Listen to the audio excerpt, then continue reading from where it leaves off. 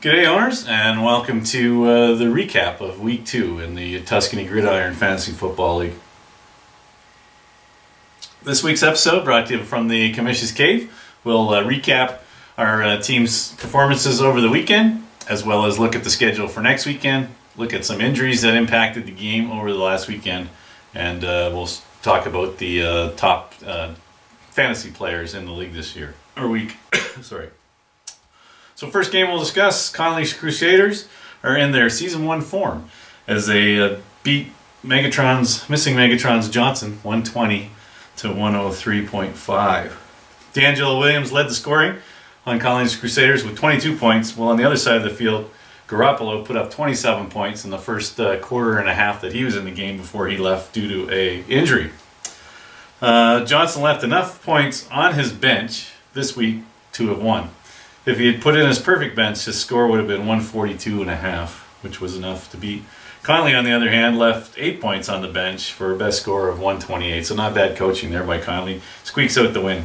So what we need to see is Will, missing Megatron's Johnson, going to pick up the third New England quarterback for Thursday's game, as Garoppolo will be a game decision to start on whether or not to go with him. And his only other player on the quarterback on his bench is Tom Brady, who we all know is suspended for another 2 games.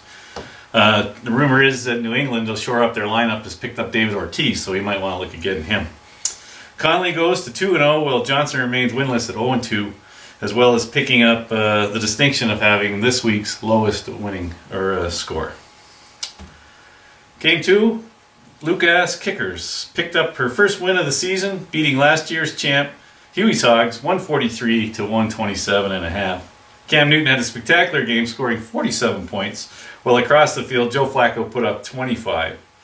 The injury bug bit in this game too, as well as Arian Foster went out with a leg injury, putting up 0 points on the board for Huey's Hogs. Hogs left a lot of points on the bench. Corey Coleman for Cleveland, wide receiver, put up 32 points riding the pine. A perfect lineup for Huey's would have led to a perfect start of 2-0, as he would have been able to put up 167.5 points. Shoulda, woulda, coulda, right? Across the field, Tyrod Tyler's 39 points on Thursday night had us all wondering whether or not Lucas had started the right quarterback. But of course, Cam Newton came through, and she did. A perfect lineup for Lucas would have seen 159.5 points. I should also note that Denver's defense for Lucas put up 24 points, helping her take the win over Huey's Hogs. The much-hyped Jethro's Heroes Acadian Assassin game never materialized into much. Jethro came out swinging and never looked back, taking the Assassins down 180 to 145.5. Lots of points on the bench for both owners. The Assassins had enough points on their bench to get a score of 192.5, which would have been enough to beat Jethro. But if Jethro had thrown out his best bench, he could have broke the 200 mark and came up with 204 points. The injury reared its ugly head twice in the game for the Assassins, as Danny Woodhead, San Diego's running back, went down with a season-ending knee injury, and Dougie Martin, who was on her bench, ended up pulling a hammy and is looking at see if he'll be starting next week for her. Maybe the Assassins should have gone to church, as Jethro's Heroes had suggested in some smack talk, because Jesus Christ was spoken a lot this Sunday. The much anticipated Battle of the Brant was a tight-fought match, with MGM holding off Mac Daddy for a 148-131 win. Mac Daddy's house will try to regroup upon returning to work on Tuesday. The game started with some controversy. A SmackDown indicated upper management at Mac Daddy was intimidating my Mean Green Machine to bench players. So obviously, on seeing a started Rob Gronkowski in the lineup, got our attention at the league office. So we brought in our resident computer hacker to look into it. Good morning, Mr. Snowden. Good morning, Kamish. Thanks for having me on the show. Yes, after doing the investigation for the Tuscany GridIron Swingers security team, we went in and hacked into Brant's computers, which wasn't a hard thing. Their back door is quite open, as you can imagine. And looked in to see if there was any wrongdoing between the owner of Mac Daddy's Madhouse and the owner of Mean Green Machine. And after sifting through tons of emails, a lot consisted of spam from somebody named Connolly and a lot of bestiality porn, we were able to narrow down that no, there was no wrongdoing on part of Mac Daddy, towards his junior Mean Green Machine. So we just have to assume that yes, Mean Green Machine's owner just was stupid in starting Rob Gronkowski. Thanks, John. Thank you, and talk to you later. Okay, so bad coaching it was. But still holding onto the win despite a boneheaded move. The coffee is only going to taste better this week. To rub more salt into the wounds of Mac Daddy, 2 players with 27 points on the bench, where his best start only got him 20 points. A perfect start would have seen 161 points, which was more than enough to have taken the lead and stay at 2-0. A perfect score for MGM would have seen him at 171 points. Our game of the week was the Too Tired and Forces Fockers. It was a classic 125.5 to 125 win. Aaron Rodgers picked off late in the game, was enough points, again negative points against him to drop Too Tired, and Too Tired of losing, I think we're going to call him, out of the lead. A strong start with Matt Forte's running back for the Jets on Thursday night with 35 points, and an early exit due to injury to Adrian Peterson. Looked like Too Tired would grab his first win of the season. No such luck. Having left more than half a point on the bench, the win was possible. 36.5 points could have been the total, but Fokker also had the potential to put up 155.5 points. A nice first win for the Fockers. If he's not addicted to fantasy football by now, he never will be after this weekend. Okay, Dud of the Week. Once again, features Tuscany Mayhem. Yours truly. The curtain closed halfway through Sunday's games. The Steel Curtain went on to win by the largest margin this week at 154 to 107. DeAndre Hopkins' performance Thursday night had given Mayhem hope with 29 points. But like a Canadian goose through the engine, he fell fast. Matt Ryan, QB for Atlanta, put up 38 points for Curtin to go to the win. Like every other loser this week, Mayhem had enough points on the bench to win. With both running backs out in the first corner and Giovanni Bernard on the bench, who put up 31 points, sitting next to his teammate, Andy Dalton, who put up 25 points. So a possible score of 156 could have got me my first win of the season. Steel Curtain coached a perfect team this week with no extra points on his bench.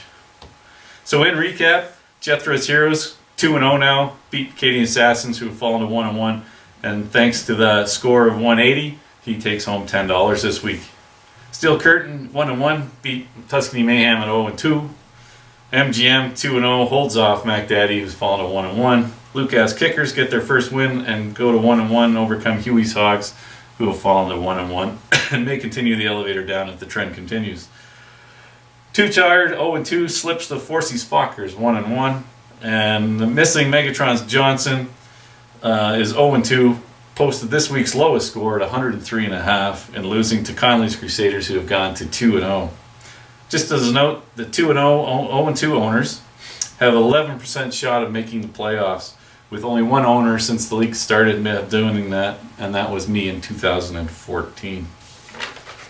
Just to let you know, a note, next week and possibly the week after, the video might be a little late getting out to you, just that I'm doing some volunteer work with Calgary International Film Festival. They came to me because of my expertise in the film, well, not the film, the adult film industry. So I'm going to be helping them out for the next week and a half for their thing. So hopefully I'll try to build my schedule around so we can get this puppy out Tuesdays before I go into work. Top 5 fantasy players of the week. Number 5. Stephon Diggs, he's wide receiver for Minneapolis. He put up 38 points. He sat on the Assassins bench, which contributed kind of to a loss there. Number 4, Matt Ryan, Atlanta quarterback, put up 38 points. Steel Curtain started him. Number 3, Tyrod Taylor, Buffalo quarterback, 39 points. Rode Lucas's bench, and we all thought that might be a mistake, but reading farther down. Number 2, we got Carson Palmer, Arizona quarterback, put up 40 points for Mean Green Machine. And the number 1 starting fantasy football player this week, Cam Newton, Carolina, quarterback, 47 points, Lucas Kickers. Top running back in the league, Matt Forte, the Jets, put up 35 points for Too Tired, didn't help in his loss. The top wide receiver, Stephon Diggs, as mentioned before, 38 points, on the bench. For the Assassins, top tight end was Greg Olson. Carolina put up 34 points for Forsey's Fockers and helped to get him into the squeak into the lead. The top defensive player, Marcus Cooper, Arizona. He's a cornerback. Must have picked up passes for returns or something. Anyways, 25 points. He's sitting on the waiver wire. The top defense was Denver. Put up 24 points for Lucas Kickers. Once again, with him and Cam helped them push over Huey's Hogs. And the top kicker this week was Graham Gano, Carolina, 16 points. Too tired, had him as well. Didn't help. So next week's matchups, we have, can the Tuscany Mayhem right the team and put an end to Connolly Crusaders' run? So we got an 0-2 taking on a 2-0. We'll see how that works out. We got missing Megatron's Johnson will try to turn his team around and stopping Mean Green Machine from going 3-0. So we have another battle of 0-2 taking on another 2-0. Mac Daddy's Madhouse will try to reverse his ship and beat Steel Curtain. Both sit at 1-1. The Katie Assassins will have her hands full with newcomer Forsey's Fockers. Right now, her margin of win is quite high, so we'll see how that goes. We got 2 1-1 teams battling there. Jethro's Heroes should be able to hold off Huey's Hogs as they both sit at 1-1, and he has a 14-point lead right now this morning when the game came out. And Lucas Kickers will try to kick Too Tired to the curb and start him off at an 0-3.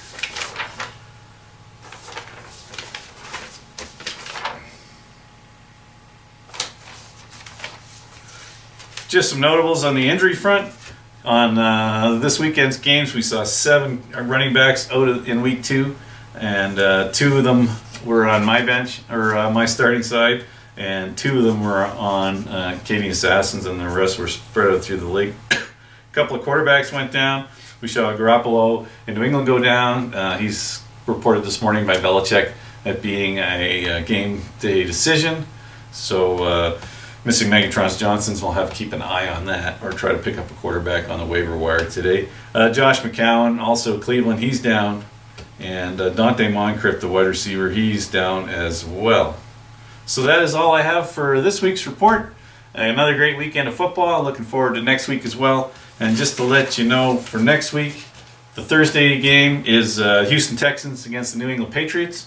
And the Monday night game is Atlanta Falcons against the New Orleans Saints. We have no buys in week 3. The buys are going to start in week 4, so then I'll be able to use my transgender bathroom. Anyway, that's it for me. Take care. Have a great rest of the week. Take tomorrow off. Football starts again on Thursday night. Talk to you later.